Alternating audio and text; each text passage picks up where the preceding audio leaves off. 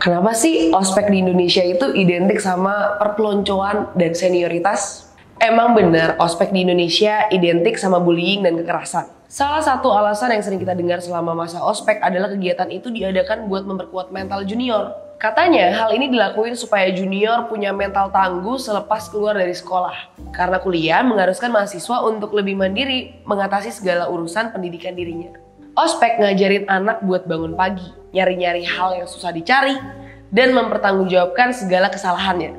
Tapi apakah semua ospek itu berlangsung baik? Selama ini yang mengospek adalah orang yang usianya nggak terlalu jauh dengan yang diospek.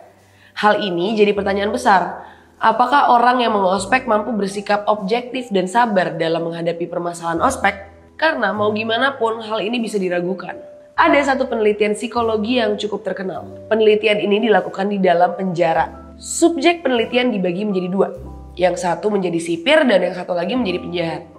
Ketika berhari-hari penelitian tentang peran ini dilakukan, akhirnya seorang sipir yang tadinya manusia baik malah jadi kejam. Dan tahanan yang tadinya orang kuat malah jadi lemah.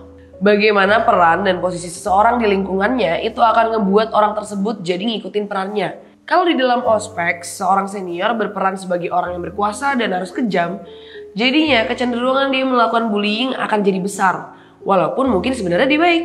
Dalam ospek, bermain peran memang harus diperjelas apa perannya. Ospek bukan lagi tentang senior menekan junior. Seharusnya ospek adalah bentuk kerjasama dan pengenalan dari orang yang lebih dulu kuliah kepada mahasiswa baru tentang bagaimana sih berkuliah itu. Seharusnya nggak ada lagi peran seperti sipir dan tahanan dalam setiap ospek. Setuju nggak?